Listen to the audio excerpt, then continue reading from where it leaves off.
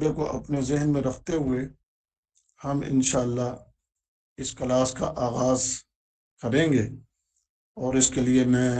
اللہ رب العزت کی بارگاہ میں دعا کرتا ہوں، اپنے لیے بھی اور آپ سب کے لیے بھی، کہ اللہ تعالیٰ اس عظیم عمل کے لیے مجھے بھی اخلاص عطا فرما دے، آپ سب کو بھی اللہ تعالیٰ اخلاص عطا فرما دے، اور اس کے ساتھ اللہ تعالیٰ ثابت قدمی بھی عطا فرمائے،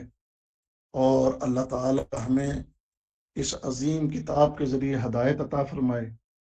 اور اس عظیم کتاب کو اللہ تعالیٰ ہمارے لیے دنیا اور آخرت میں کامیابی کا ذریعہ بنا دے، اور اللہ تعالیٰ اس بات کی بھی توفیق دے کہ ہم نے اس میں اب جو ہے شرکت تو کی ہے، اب یہ شرکت ہماری آخر تک جاری رہے، ایسا نہ ہو کہ چند دن تو ہم بڑے جذباتی طور پر اس کلاس میں حاضر ہوتے رہیں، لیکن جیسے جیسے جذبات ٹھنڈے پڑتے جائیں اور ہم بھاگتے چلے جائیں اور اس کلاس سے بالکل نکل جائیں، اور کچھ لوگ غیر سنجیدہ بھی ہوتے ہیں، شوقیہ پہلے کو اپنے نام وغیرہ لکھوا دیتے ہیں، لیکن بعد میں پھر وہ اس کو اپنا بوجھ، اپنے آپ پر بڑا بوجھ سمجھنے لگ جاتے ہیں۔ تو اللہ ایسی صورتحال سے بچائے مجھے بھی آپ سب کو، پورے ذوق اور شوق کے ساتھ ہمیں اللہ تعالیٰ اس کورس کو مکمل کرنے کی توفیق عطا فرمائے۔ اور میں نصیحت کروں گا آپ سب کو کہ دیکھیں، جو بھی آپ پڑھیں مجھ سے، تو آپ نے، کیونکہ ہم نے ہفتے میں 2 دن اس کو پڑھنا ہے، پیر اور منگل، یعنی منڈے اور ٹیوزڈے، باقی ایام 5 دن جو ہیں، آپ نے ان 2 دنوں میں جو بھی سبق پڑھا ہوگا، ان 5 دنوں میں آپ نے اس سبق کو دہرایا کرنا ہے، پڑھا کرنا ہے۔ یہ نہیں ہے کہ 2 دن پڑھ لیا اس کے بعد 5 دن آپ اس کو کھول کے نہ دیکھیں، ایسا نہ کیجیے گا، اس کا حق ادا کریں۔ یہ قرآن، اس کی میں نے ترجمہ اور تفسیر کی ایپ بھی آپ کو بھیج دی ہے، گھروں میں بھی آپ کے پاس قرآن پڑھے ہیں، تو الحمدللہ آپ اپنے ان 5 دنوں میں اپنا ٹائم مخصوص کر لیں اپنے لیے، اور جو بھی سبق آپ پڑھیں ان 5 دنوں میں آپ نے اس کو یاد کرنا ہے۔ میں نے اس کے لیے جو سلیبس سلیکٹ کیا، سورۃ الحجرات اس سے لے کر آخری سورۃ الناس تک، اس کی ایک خاص وجہ ہے، اور وجہ یہ ہے کہ یہ کتاب جو ہے، یہ حصہ جو ہے قرآن کا، اس میں ہم جو پڑھیں گے انشاءاللہ، اس میں جتنے بھی مستعمل الفاظ ہیں،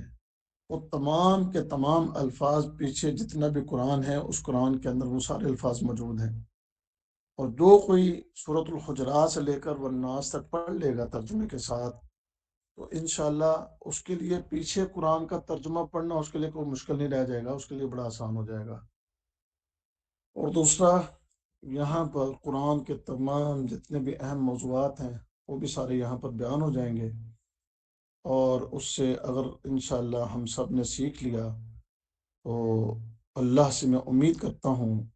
کہ ہمارے لیے قرآن کو مزید سیکھنے کی راہیں کھلیں گی، اور اس کے ذریعے ہمیں انشاءاللہ اگر ہم نے تدبر کے ساتھ، تفکر کے ساتھ، ایک جذبے شوق کے ساتھ اس کو ہم نے سیکھا اور سکھایا، تو ہماری دنیا بدل جائے گی، اور صرف دنیا نہیں بدل جائے گی، اللہ سے امید ہے کہ ہماری دنیا اور آخرت دونوں جہان ہمارے لیے خیر والے ہو جائیں گے۔ تو اب میں بلا تاخیر اس تمہید کے بعد اپنے سبق کا آغاز کرتا ہوں، کہ 26ویں پارے کی سورہ ہے سورۃ الحجرات، تو اس سے ہم آغاز کرنے جا رہے ہیں۔ اعوذ باللہ من الشیطان الرجیم، بسم اللہ الرحمن الرحیم۔ یا ایہا الذین آمنوا، یا ایہا الذین، یہ قرآن حکیم میں آپ کو بہت سی جگہوں پر ملے گا، تو یہ حرف ندا کے طور پر، اور کسی کو پکارنے کے لیے، جیسے یا فلاں ہوتا ہے، جیسے یا محمد، یا احمد، یا خالد، تو یا فاطمہ، یا خالدہ، تو یا ایہا الذین، ایہا یہ اضافی اس لیے آتا ہے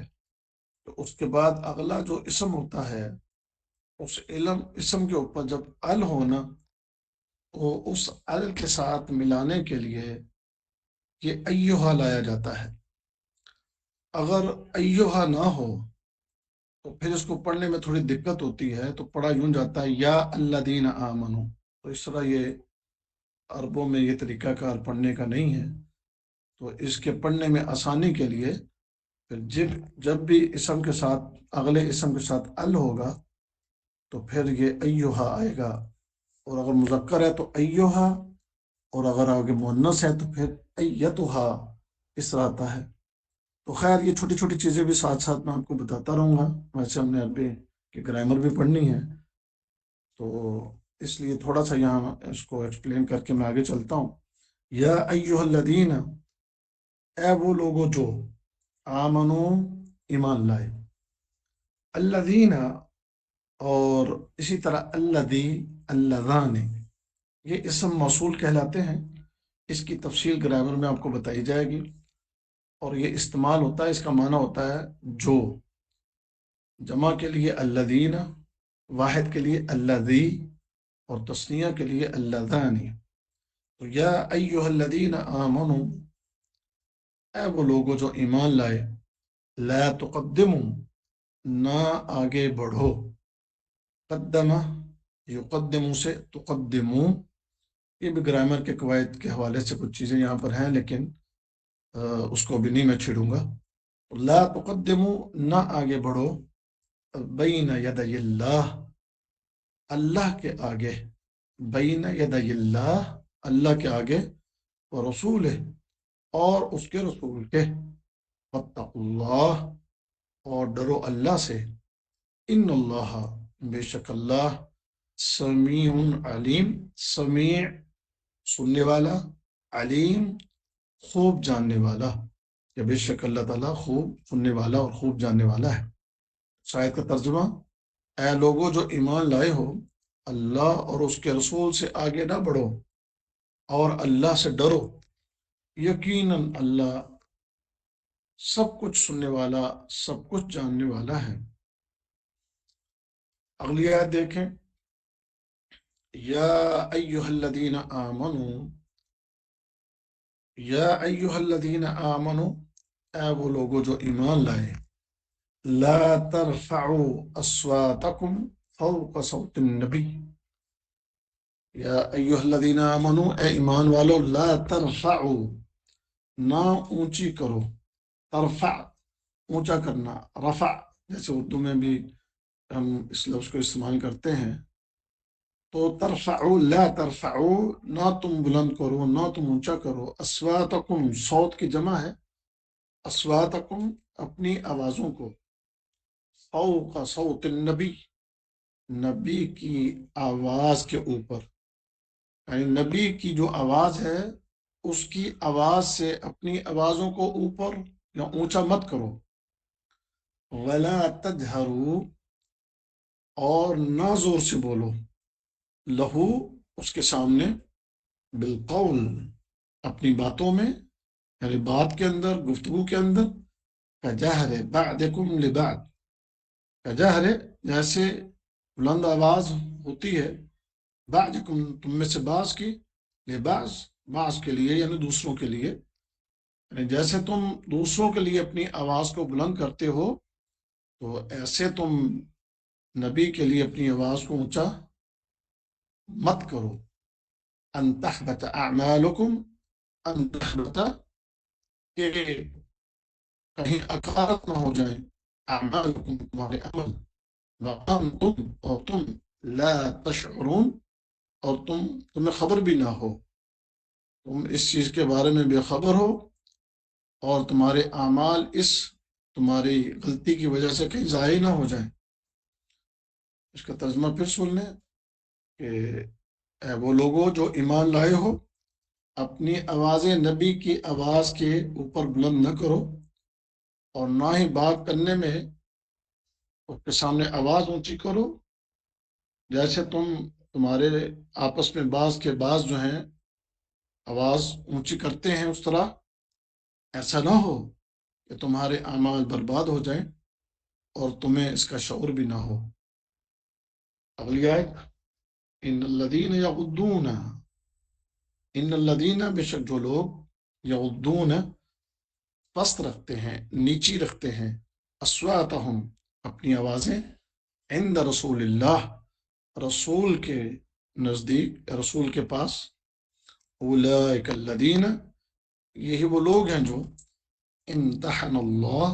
آزمایا اللہ نے، قلوبہم، ان کے دلوں کو، للتقوی، پرہیزگاری کے لیے، لہم مغفرہ، ان کے لیے بخشش ہے، ان کے لیے مغفرت ہے،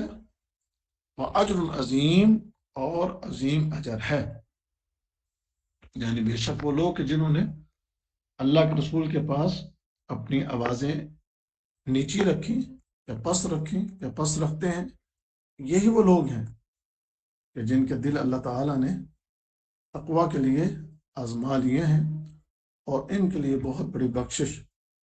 اور بہت بڑا اجر ہے۔ ان الذین ینادونک، ان الذین، بے شک جو لوگ، ینادونک، آپ کو پکارتے ہیں، من وراء الحجرات، حجروں کے پیچھے سے۔ یہ لفظ اصل میں ہے حجرہ، حجرہ واحد، اور اس کی جمع ہے حجرات۔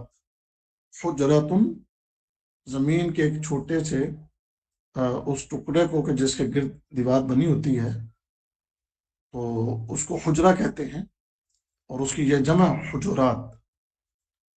ان الذین، بے شک وہ لوگ جو، ینادونک، نادا ینادو، پکارنا، آواز لگانا، ینادونک، تجھے پکارتے ہیں، یعنی آپ کو پکارتے ہیں، من وراء، پیچھے سے، الحجرات، حجروں کے یا باہر سے، یا حجروں کے باہر سے، اکثرہم، ان میں سے اکثر، لا یعقلون، عقل نہیں رکھتے۔ یعنی وہ لوگ کہ جو آپ کو دیواروں کے باہر سے، دیواروں کے پیچھے سے آپ کو آوازیں دیتے ہیں، ان کے اکثر جو ہیں وہ عقل نہیں رکھتے یا سمجھ نہیں رکھتے۔ ولو انہم صبروا، ولو، اور اگر، انہم، وہ، صبروا، صبر کرتے، حتی، یہاں تک کہ، تخرج، آپ نکل آتے، الیہم، ان کی طرف یا ان کے پاس، لکان، تو ہوگا، خیرن، بہتر، لہم، ان کے لیے، اللہ، اور اللہ، غفور الرحیم، بڑا بخشنے والا، بڑا مہربان ہے۔ یعنی اگر وہ صبر کرتے یوں اونچی آوازیں لگانے کی بجائے، اور اگر وہ صبر کرتے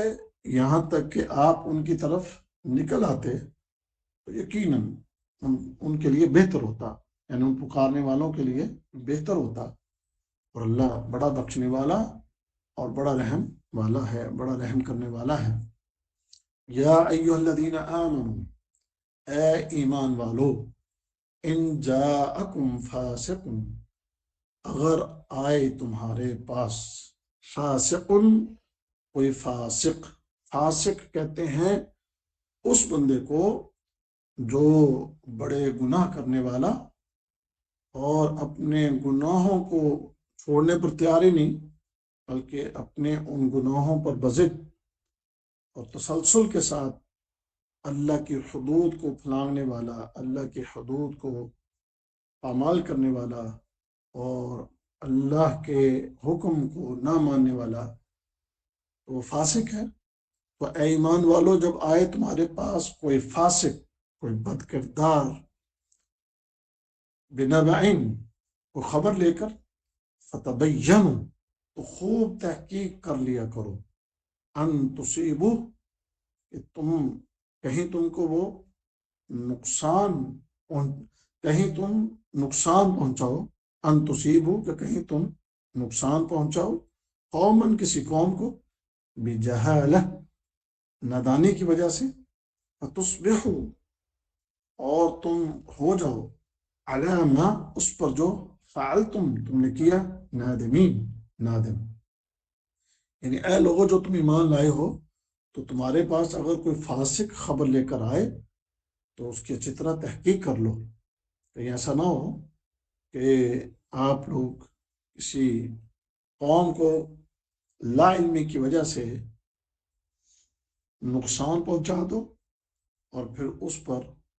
پشیمانی ہو یا شرمندگی ہو، ندامت ہو۔ وَاعْلَمُوا أَنَّ فِيكُمْ رَسُولَ اللَّهِ، تم جان لو کہ تم میں اللہ کے رسول ہیں،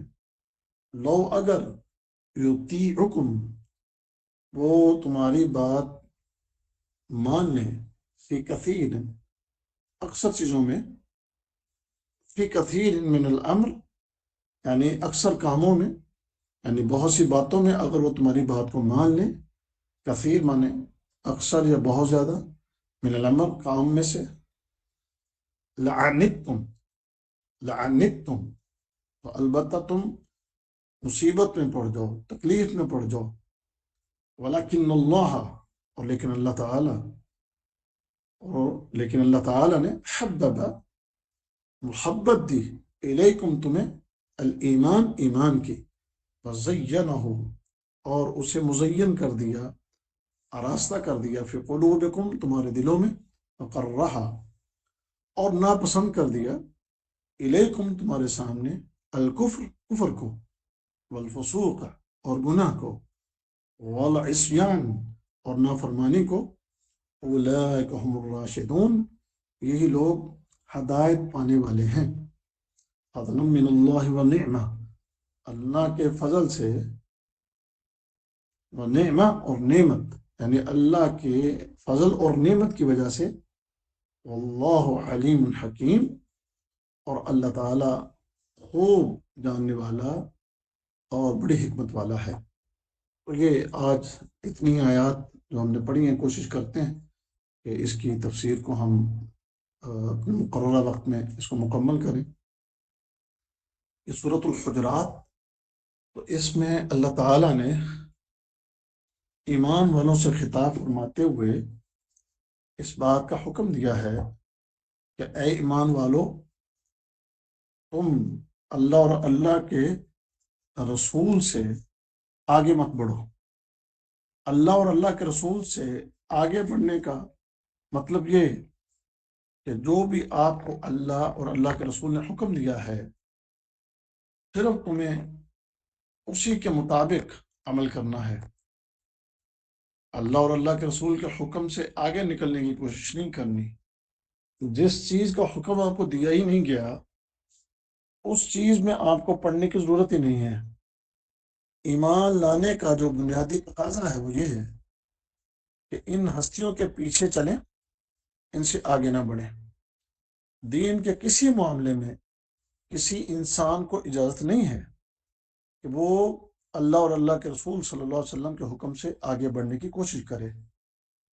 اور نہ ہی کسی پیر، فقیر، امام کا قول، ان کی کسی بات، ان کے کسی فتوے کو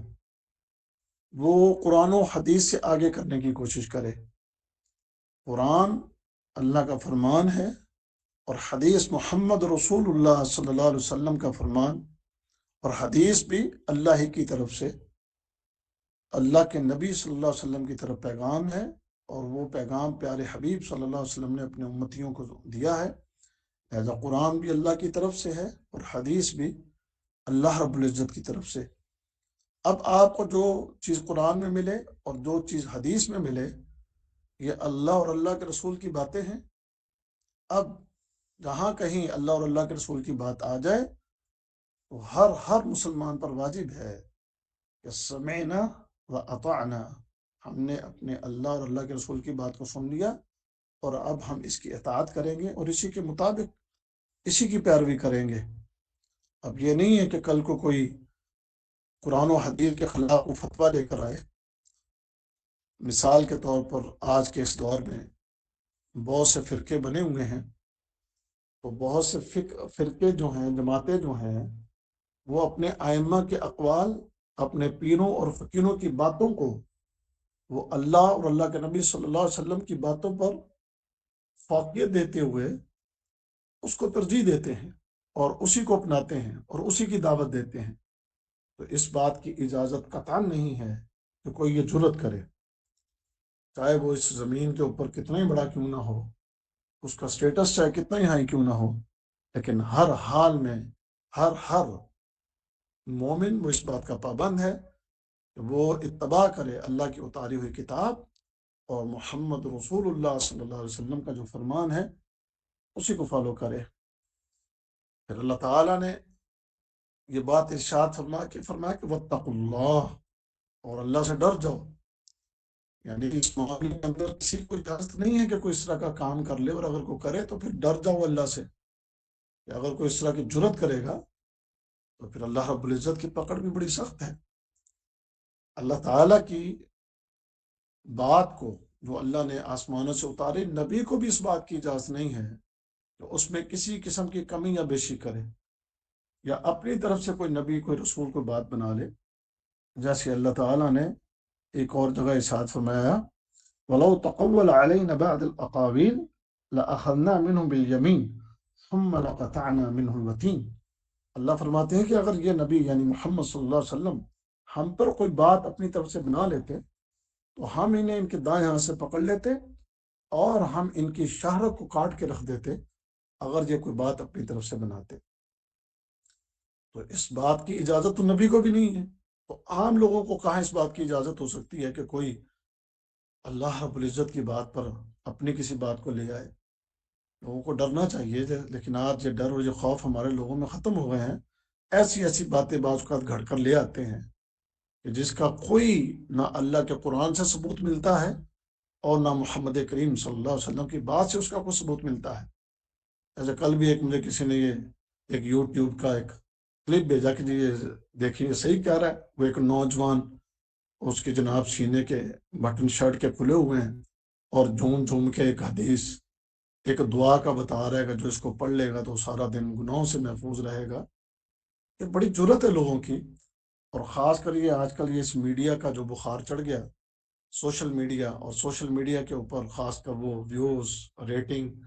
اور شہرت کے لیے لوگ اپنی طرف سے باتیں ایسی ایسی بنا کر بیان کرتے ہیں جس کا کوئی ثبوت نہ قرآن کے اندر اور نہ حدیث کے اندر. اور ہمارے بھی لوگ جو ہیں وہ ایسے کلپ سن سن کے اس کے اوپر عمل کرنا شروع کر دیتے ہیں، جبکہ وہ باتیں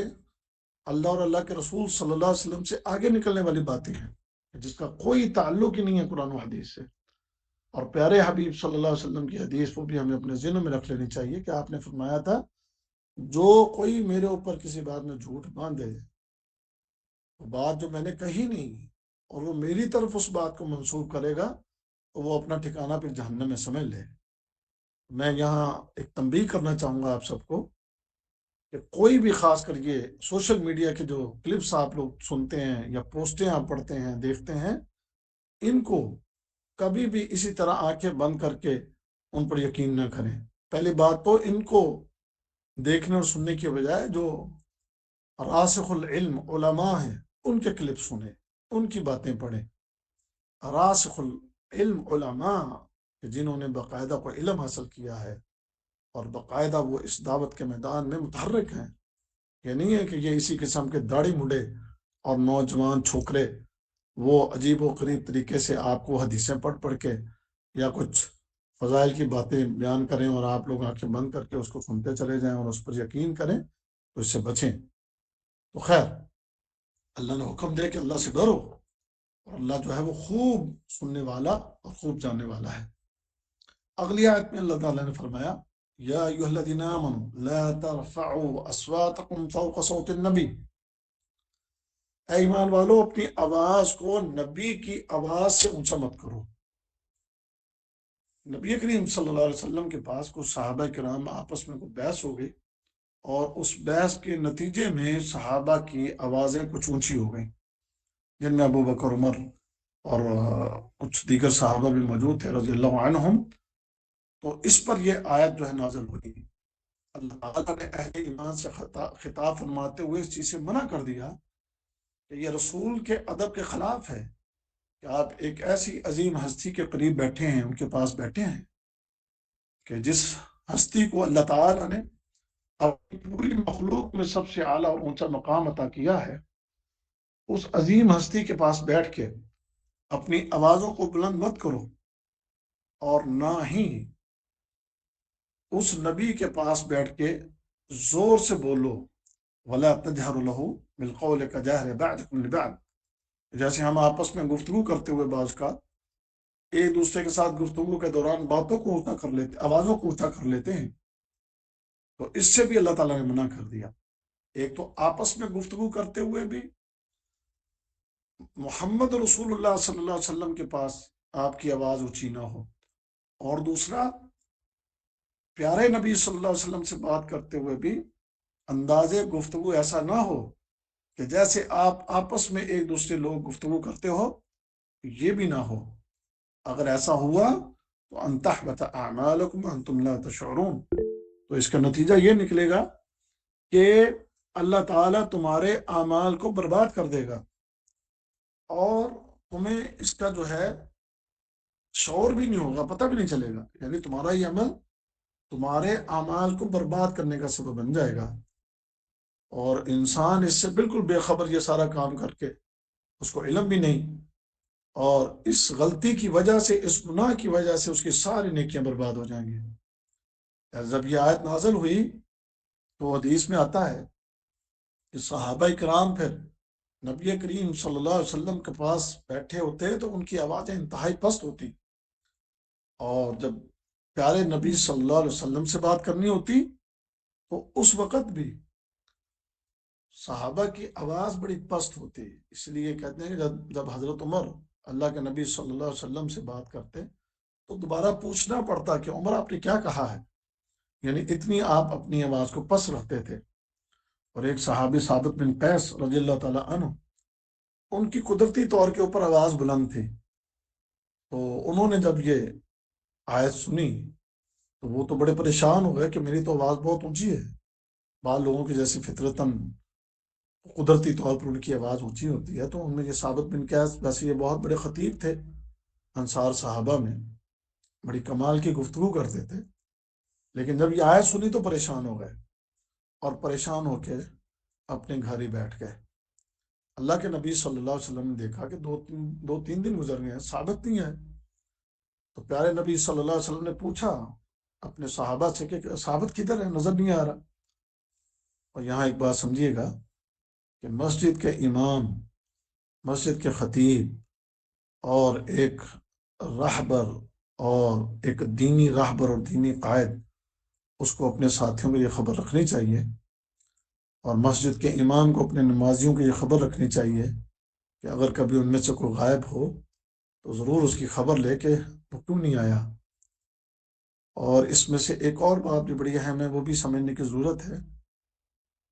ہم آج اس معاشرے میں جب بھی کبھی کسی انسان کو اس کی برائیوں کی خبر دیتے ہیں اور اس کی اصلاح کی کوشش کرتے ہیں، یا ہم موجودہ دور کے جو فتنے ہیں اور شر ہے اور برائیاں ہیں اس کو ہائی لائٹ کرتے ہیں، تو ہمارے لوگ ان احکام کو سنتے ہوئے یہی سمجھتے ہیں کہ یہ آیات کون سی ہمارے لیے ہیں، یہ حدیثیں کون سی ہمارے لیے ہیں، یہ تو دوسرے لوگوں کے لیے ہیں۔ لیکن صحابہ کرام میں یہ تھا کہ جہاں کہیں کوئی تنبیہ، کوئی نصیحت، کوئی اس حوالے سے کوئی آیت نازل ہوتی یا اللہ کے نبی کا کوئی فرمان ہوتا تو ہر کوئی وہ سمجھتا کہ شاید یہ چیز میرے لیے بیان کی گئی ہے، وہ اپنے آپ کے بارے میں اس چیز کو ڈھونڈنے لگ جاتے اور فکر میں پڑ جاتے۔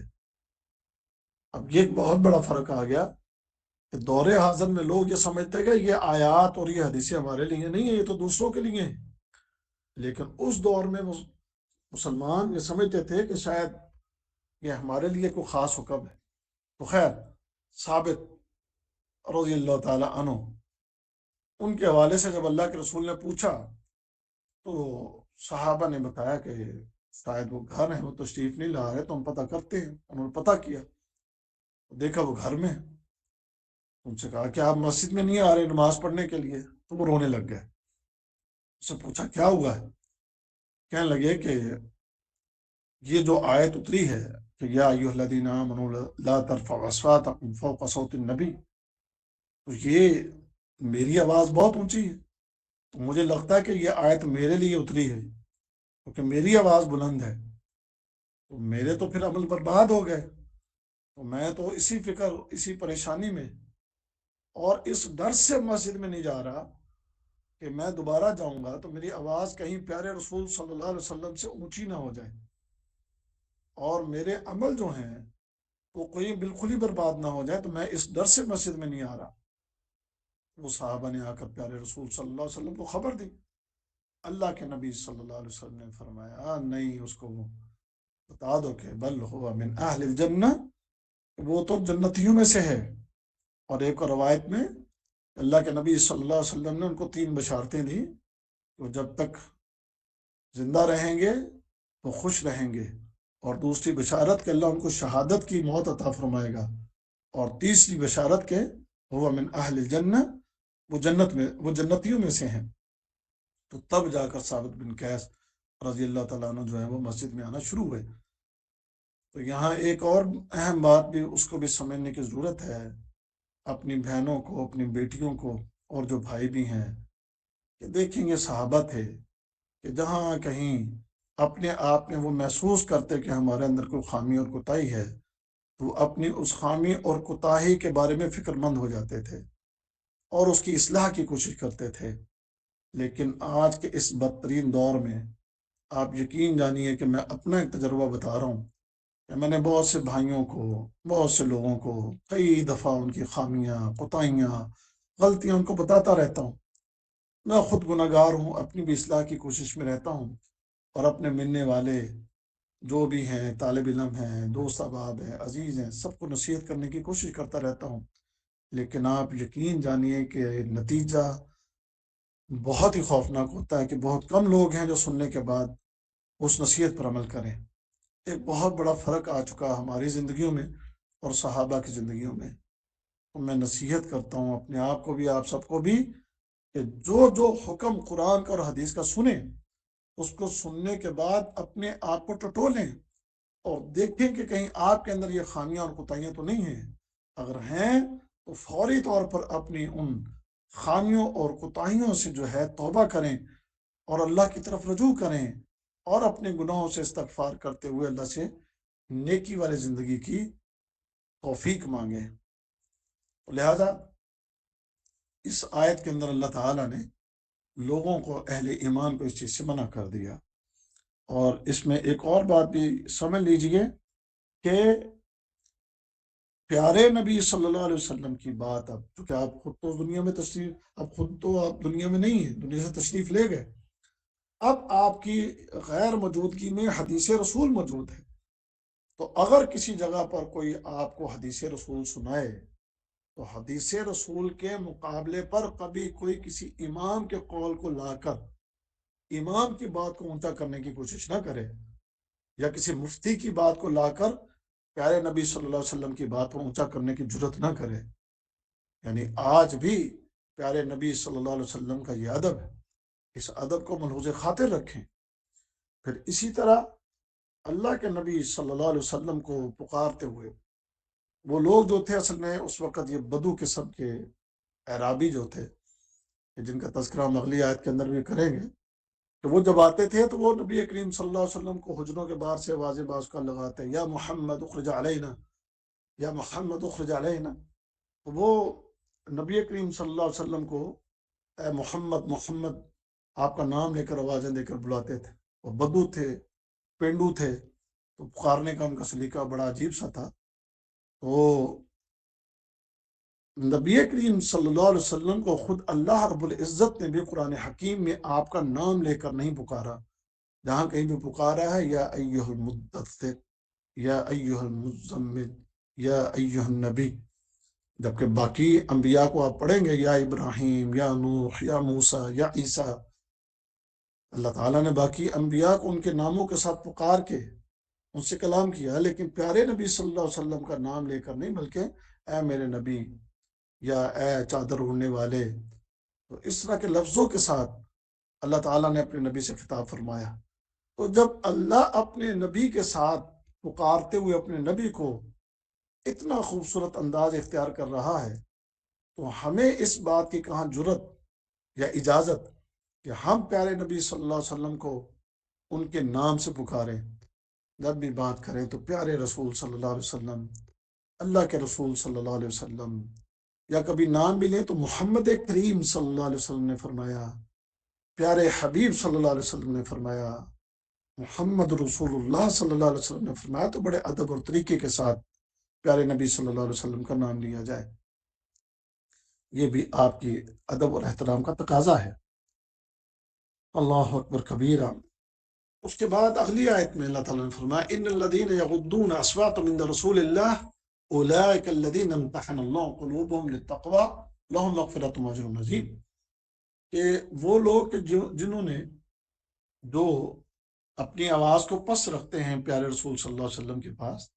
تو یہ وہ لوگ ہیں اولئک الذین امتحن اللہ قلوبهم للتقوی، کہ جن کے دل اللہ نے تقوی کے لیے آزما لیے، تو ان کے لیے فرمایا لہم مغفرۃ و اجر عظیم، کہ ان کے لیے بخشش ہے اور عظیم اجر ہے۔ یعنی نبی کریم صلی اللہ علیہ وسلم کے جو صحابہ کرام آپ کے ساتھی جنہوں نے پھر اپنی آوازوں کو پست کر لیا، تو ان کے دل کا تقوی ظاہر ہو گیا کہ وہ اللہ کے حکم کو سننے کے بعد کتنے محتاط ہو گئے، اور انہوں نے اپنے آپ کو کس طریقے سے پابند کر لیا کہ وہ اللہ کے رسول صلی اللہ علیہ وسلم کے پاس اپنی آوازوں کو پس رکھنے والے پہلے سے بھی کچھ لوگ موجود تھے، لیکن اس حکم کو سننے کے بعد مزید لوگوں کے اندر، صحابہ کے اندر یہ احتیاط آ گیا۔ تو پھر پیارے رسول صلی اللہ علیہ وسلم کا یہ ادب اور احترام کرنے والوں کے لیے اللہ تعالیٰ نے بخشش کا اعلان کر دیا اور عظیم اجر کا اعلان کر دیا۔ اور دوسری طرف وہ لوگ ان الذین ینادونک من وراء الحجرات اکثرهم لا یعقلون، کہ وہ لوگ جو آپ کو پکارتے ہیں حجروں کے باہر سے، ان میں سے اکثر جو ہیں وہ عقل نہیں رکھتے۔ اب یہ وہی لوگ کہ جن کا میں نے پیچھے تذکرہ کیا کہ بدو، کہ جب وہ آتے تو آپ کو آپ کے نام سے پکارتے، لہذا اللہ تعالیٰ نے فرمایا کہ ان کو عقل نہیں ہے، ان کو سمجھ نہیں ہے آپ کے مقام کے بارے میں اور آپ کی عزت اور آپ کا احترام، اس کے بارے میں یہ لوگ بالکل خبر نہیں رکھتے، تو اس لیے یہ اس طرح آپ کو پکار رہے ہیں۔ اللہ اکبر کبیرہ۔ فرمایا وَلَوْ أَنَّهُمْ صَبَرُوا حَتَّى تَخْرُجَ إِلَيْهِمْ لَكَانَ خَيْرًا لَهُمْ وَاللَّهُ غَفُورٌ رَحِيمٌ۔ وَلَوْ أَنَّهُمْ، اور اگر وہ صبر کرتے، حتیٰ یہاں تک کہ تخرج الیہم، آپ ان کی طرف نکلتے، لَكَانَ خَيْرًا لَهُمْ، تو ان کے لیے بہتر ہوتا، اللہ غفور رحیم۔ یعنی آپ کے جو حجرے ہیں ان کے پاس آ کے اونچی اونچی آوازیں لگانا، یہ ان بے وقوفوں کا اور کم عقلوں کا یہ طریقہ کار تھا، جو دیہاتی تھے، جو عرابی تھے، ان کو اس بات کی سمجھ نہ تھی۔ اور فرمایا کہ اگر وہ صبر کرتے تو آپ ان کی طرف نکل آتے، تو یہ ان کے لیے بہتر ہوتا۔ یعنی انہوں نے اگر آواز لگائی ہے تو آواز لگانے کے بعد وہ انتظار کرتے۔ پہلی بات تو آواز لگانے کے اندر ایک ادب اور احترام جو ہے اس کا خیال رکھا جائے، ادب و احترام کا جو تقاضا ہے اس تقاضے کو پورا کیا جائے، اور پھر اس کے بعد آواز لگانے کے بعد پھر انتظار کریں کہ محمد رسول اللہ صلی اللہ علیہ وسلم خود تشریف لے آئیں۔ جیسے کہ آپ کی علم ہے کہ نبی کریم صلی اللہ علیہ وسلم کے آپ کے مسجد نبوی کے باہر جو حجرے تھے وہ تقریباً 9 حجرے تھے، کہ آپ کی جو حیات میں نبی کریم صلی اللہ علیہ وسلم کی جو بیویاں تھیں ان کی تعداد 9 تھی۔ ویسے آپ نے 11 شادیاں کی تھیں، لیکن آپ کی زندگی میں 2 بیویاں ان کی وفات ہو گئی تھی، حضرت خدیجہ کی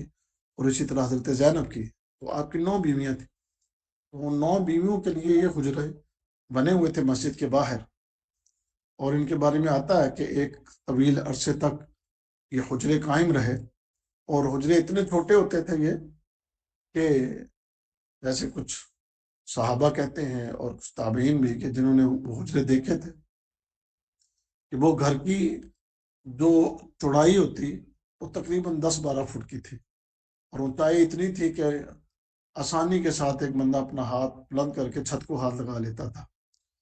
اور پھر جب مسجد کی توسیع ہوئی تو ولید بن عبد الملک نے اس کے عہد میں ان حجروں کو جو ہے وہ مسجد نبوی میں شامل کر دیا گیا اور گرا دیا گیا۔ تو کہتے ہیں کہ جب یہ حجرے گرائے گئے تو لوگ بہت روئے، اور سعید بن مسیب رحمہ اللہ نے فرمایا کہ اللہ کی قسم کہ مجھے یہ بات میری خواہش تھی کہ یہ حجرے اسی طریقے سے، اسی حالت میں یہ رہتے، تاکہ لوگ جو ہیں، آنے والی نسلیں جو ہیں، وہ دیکھتے اس چیز کو کہ پیارے رسول صلی اللہ علیہ وسلم نے اپنی زندگی میں کیسے گھروں پر اکتفا کیا۔ کہ جیسے آج دنیا ایک دوسرے سے دنیا کو حاصل کرنے میں آگے نکلنے کی کوشش کر رہی ہے، وہ ذرا دیکھتے کہ ہمارے پیارے حبیب صلی اللہ علیہ وسلم کی زندگی کتنی سادہ تھی اور کیسی دنیا سے بے رغبتی تھی، کتنی سادہ زندگی، چھوٹے چھوٹے حجرے، ان حجروں کے اندر رہنے والی وہ ہستی کہ جو اس پوری کائنات میں، پوری مخلوق میں سب سے اعلیٰ اور سب سے بلند ہستی ہیں۔ تو خیر فرمایا کہ اگر یہ لوگ صبر کرتے یہاں تک کہ آپ ان کی طرف نکلتے تو ان کے لیے بہتر تھا، اور اللہ تعالیٰ بڑا بخشنے والا اور بڑا رحم کرنے والا ہے۔ اگلی آیت میں اللہ تعالیٰ نے فرمایا یا ایھا الذین آمنوا ان جاءکم فاسق بنبأ فتبینوا ان تصیبوا قوما بجہالہ وتصبحوا علی ما فعلتم نادمین۔ اے ایمان والو، اگر کوئی فاسق تمہارے پاس کوئی خبر لے کر آئے تو تمہیں جو ہے اس خبر کو سن کر فوری طور پر اس پر یقین نہیں کر لینا، اور اس پر یقین کر کے اس کے اوپر کوئی عمل یا اپنا کوئی ریئیکشن نہیں دینا، بلکہ فتبینوا، اس کو خوب اچھی طرح جانچ لو کہ یہ جو بندہ آیا، جو اس نے تمہیں بات سنائی ہے، یہ حقیقت پر مبنی ہے یا یہ بات اس نے صرف اپنی طرف سے چھوڑ دی ہے۔ کیونکہ جب بندہ بغیر تحقیق کے کسی سے ایک بات سنتا ہے اور سننے کے بعد اسی پر یقین کر کے عمل پیرا ہو جاتا ہے، اور جیسے بعض کا تو کسی دوسری قوم کے بارے میں کوئی غلط خبر آ کر آپ کو دے دے تو اس کے نتیجے میں پھر انسان اس قوم سے بدظن بھی ہو جاتا ہے، اور بعض اوقات وہ صورتحال لڑائی جھگڑے اور قتل و غارت تک بھی چلی جاتی ہے، اور جس کے نتیجے میں بعد میں پھر ندامت کا سامنا کرنا پڑتا ہے۔ تو اس لیے اس چیز سے بچیں، ایسا کام نہ کریں کہ اگر کوئی فاسق آیا تو پہلے اس خبر کی تحقیق کریں، اچھی طرح اس کے بارے میں جاننے کی کوشش کریں، اور پھر اس کے بعد اگر وہ بات سچ ہو تو اس کے مطابق بہتر طریقے سے اس کا حل کیا جائے۔ اللہ اکبر۔ یہاں میں عرض کرنا چاہوں گا کہ جیسے میں نے پہلے بھی بات کی کہ آج کل یہ سوشل میڈیا کا دور ہے، ہمارے لوگ جو سیاست کے گند کے اندر پڑے ہوئے ہیں، اور اسی طریقے سے وہ دنیا کی اور بھی بہت سی گندگیوں اور غلاستوں میں ہمارے لوگوں کی اکثریت پڑ چکی ہے۔ دیکھا دیکھی وہ کلپس کو لے کر آگے شیئر کرنا، حکومتوں کے خلاف، سیاستدانوں کے خلاف، لوگوں کے خلاف، نہیں دیکھتے کہ یہ بات سچی ہے یا جھوٹی ہے، نہ کوئی اس کی تحقیق کرتے ہیں، اور خاص کر اس معاملے میں فیس بک سب سے آگے ہے،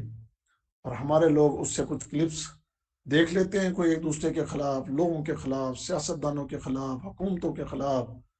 عالمی رہنماؤں کے خلاف، عالمی حالات کے معاملات میں، تو پھر آنکھیں بند کر کے دھڑا دھڑ آگے ایک دوسرے کو شیئر کر رہے ہوتے ہیں۔ تو یہ چیزیں ہمارے لیے کل قیامت کے دن جان لیجئے کہ جس کسی نے کسی خبر کو بغیر تحقیق کے آگے بھیجا تو وہ کل قیامت کے دن اس کا جواب دے گا۔ اس لیے کہتے ہیں کہ کوئی بھی بات کرنے سے پہلے وما یلفظ من قول الا لدیہ رقیب عتید، اللہ کا فرمان ہے، فرمایا کہ تمہاری کوئی ایک لفظ بھی تمہاری زبان سے جو نکلتا ہے تو وہ اس کو لکھنے کے لیے فرشتہ تمہارے پاس موجود ہوتا ہے۔ تو اس چیز سے انسان بچے کہ یہ نہیں ہے کہ آپ کسی بھی خبر کو کسی بھی ذرائع سے سنیں اور اس سے سننے کے بعد اس کو اندھا دھند آگے اس کو شیئر کرنا شروع کر دیں۔ اپنے آپ کو روکیں ان حرکتوں سے۔ تو بہت ضروری نہیں ہے کہ آپ نے بریکنگ نیوز دینی ہے، اور ویسے ہمارا میڈیا زیادہ تر وہ اس کام میں وہ سب سے آگے ہے کہ بریکنگ نیوز، اور بریکنگ نیوز کے اندر جو دنیا جان کے گپ اور جھوٹ وہ شامل کر کے لوگوں کو گمراہ کرنا، اور آگے پھر عوام بھی وہ بھی اس بریکنگ نیوز کا کریڈٹ لینے کے لیے وہ آگے پھر شیئر کریں گے اور لوگوں کو بتائیں گے آج فلاں نے یہ کہہ دیا، فلاں میں یہ ہو گیا، فلاں جگہ پہ یہ ہو گیا۔ تو ان چیزوں سے ایمان والو بچ جاؤ۔ یہ دین اسلام کی تعلیمات ہیں کہ جنہیں آج ہم نے بالکل بھلا دیا ہے، اور یہ ہم اپنے لیے بڑا ہلکا اس کو سمجھتے ہیں کہ یہ تو بڑا ہلکا کام ہے، لیکن جان رکھیے کل قیامت کے دن ایک ایک چیز کا حساب ہونا ہے۔ ہماری زبانوں سے نکلی ہوئی ایک ایک بات جو ہے اس کا بھی ہم سے پوچھا جانا ہے، وہ بھی ہم سے جو ہے اس کی بھی ہم سے جو ہے بات پرس ہونی ہے۔ احتیاط کیجئے، کوئی ایسی بات کبھی بھی کہیں سے سننے کے بعد اس کو آگے نہ شیئر کریں، بلکہ اس کی تحقیق کریں، اور تحقیق کرنے کے بعد بھی کو بہت ضروری اس سے کوئی دنیا کو فائدہ ہو سکتا ہے تو ٹھیک ہے، مگر نہ ایسی حرکتوں سے اپنے آپ کو دور رکھیں۔ تو یہ سورہ حجرات کے اندر بھی اور بھی بہت سے موضوعات ہیں، حسن معاشرت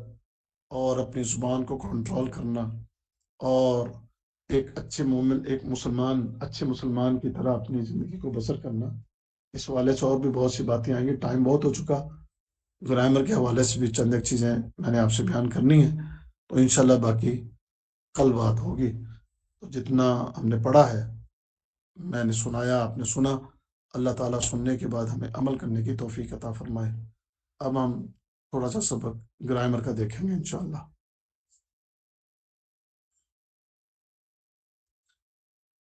یہ میں نے ایک کتاب آج گروپ کے اندر بھیجی تھی،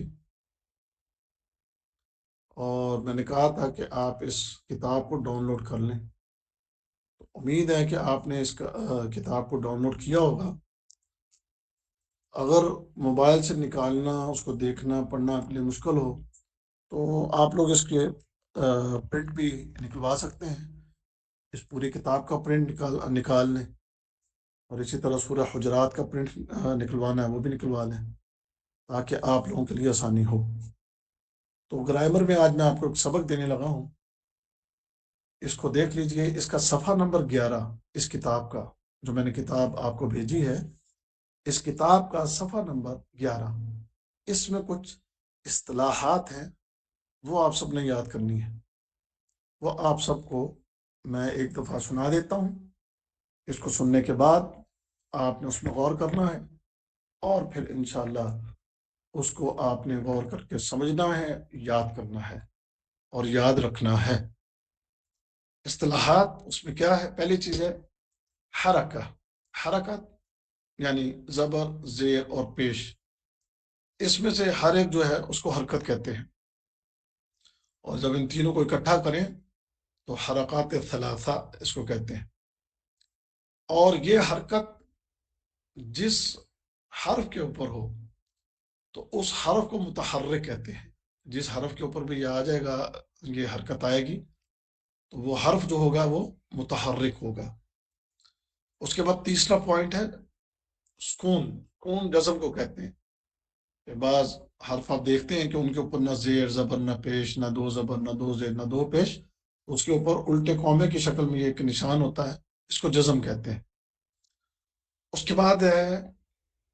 کہ یہ زبر، زیر اور پیش، ان تینوں کو الگ الگ طور پہ کیا کہا جاتا ہے؟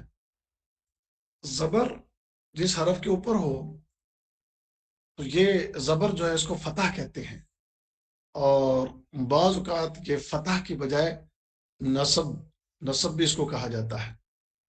فتح یا نصب۔ اب فتح یا نصب، اس کا فرق ہم آگے آپ کو بتائیں گے، فی الحال اس کو آپ دیکھ لیں بس۔ یعنی فتح کب کہتے ہیں، اس کو نصب کب کہتے ہیں، یہ تفصیل آگے آئے گی۔ اسی طرح جب کسی حرف کے نیچے زیر ہو تو اس زیر کو کسرہ کہتے ہیں یا جر کہتے ہیں، جر۔ اب کسرہ کب کہتے ہیں، جر کب کہتے ہیں، اس کی بھی تفصیل آگے آئے گی۔ پھر پیش ہے، تو پیش کو عربی میں ضمہ یا رفع، یعنی یہ عربی کے اصل میں لفظ ہیں، اردو میں آپ اس کو زبر، زیر کو زیر، پیش کو پیش کہتے ہیں، لیکن عربی میں زبر کو فتح یا نصب، اور زیر کو کسرہ یا جر، اور پیش کو ضمہ یا رفع۔ رفع تو یہ آپ نے بس یاد رکھنا ہے، ضمہ اور رفع یہ بھی ایک فرق کیا جاتا ہے، کیسے، کیوں، وہ آگے ہم کو آپ کو بتائیں گے۔ ساتواں ہے تنوین۔ تنوین وہ ہوتا ہے دو زبر، دو زیر، دو پیش، یعنی حروف کے اوپر جب دو زیر، دو زبر، دو پیش آئے تو وہ تنوین ہوتی ہے، اور ان میں سے یعنی یہ ساری جو ہیں یہ تنوین کہلاتی ہیں۔ اور اس کے بعد آگے ہے مفتوح۔ وہ حرف جس کے اوپر زبر ہو اس کو مفتوح کہتے ہیں، جیسے کاتفہ۔ کاتفہ اس کے اندر کاف مفتوح ہے، کیونکہ کاف کے اوپر کیا ہے، وہ یہ اصل میں کاتفن ہے، کاف کے اوپر زبر ہے، کاتفن کاف کے اوپر زبر ہے، مقصور وہ حرف جس کو زیر ہو، تو جیسے کاف، اس کے اوپر زبر، وہ کاف مفتوح، اور کتفن، اس میں تا کو دیکھیں آپ، تا کے نیچے زیر ہے، تو یہ حرف مقصور کہلاتا ہے۔ کتفن، کاف اس میں مفتوح ہے اور تا اس میں مقصور ہے۔ اور کتفن یہ اگرچہ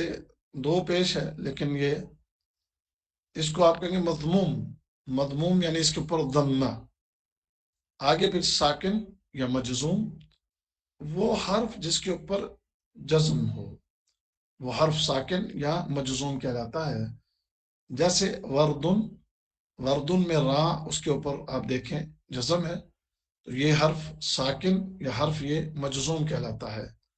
مشدد ایسا حرف جس کے اوپر تشدید شد ہو، تو محمد، یہ میم درمیان میں دیکھیں اس کے اوپر شد ہے، تو یہ مشدد ہے۔ تو یہ آپ 13 حرف یہاں تک دیکھیں، مزید انشاءاللہ کل آپ کو بتائیں گے، یہیں تک رکھیں، باقی چیزیں آپ کو کل بتائیں گے۔ تو اس طریقے سے آج ہمارا یہ سبق مکمل ہوا، قرآن کا ترجمہ بھی ہو گیا، تفسیر بھی ہو گئی، اور یہ عربی گرامر کا ہم نے آج تقریباً 13 اس کے جو ہیں وہ اصطلاحات پڑھ لی ہیں۔ اس کو آپ نے کل تک پڑھنا ہے، اس کے بقیہ اصطلاحات کو ہم انشاءاللہ کل آپ کے سامنے بیان کریں گے۔ میں نے انشاءاللہ آپ کو یہ عربی گرامر ایک بڑے انشاءاللہ جیسے ہمارے اداروں کے اندر صحیح طریقے سے پڑھائی جاتی ہے، اس طریقے سے میں کوشش کروں گا، لیکن اس میں بہت زیادہ کوشش ہوگی کہ جتنی میں آسانی کر سکوں، اس کو جتنا آپ کے لیے آسان کیا جا سکتا ہے اتنا ہی اس کو آسان کر کے آپ کے لیے بیان کرنے کی کوشش کروں گا انشاءاللہ۔ تو اللہ تعالیٰ سے دعا ہے کہ جتنا آج ہم نے پڑھا ہے، اللہ تعالیٰ ہمیں اس کو یاد کرنے کی بھی توفیق عطا فرمائے، اور پھر اللہ تعالیٰ ہمیں سمجھنے کی توفیق عطا فرمائے، پھر اللہ تعالیٰ ہمیں اس پر عمل کی توفیق عطا فرمائے۔ آپ سب کل ملاقات ہوگی، اجازت چاہتا ہوں۔ السلام علیکم ورحمۃ اللہ وبرکاتہ۔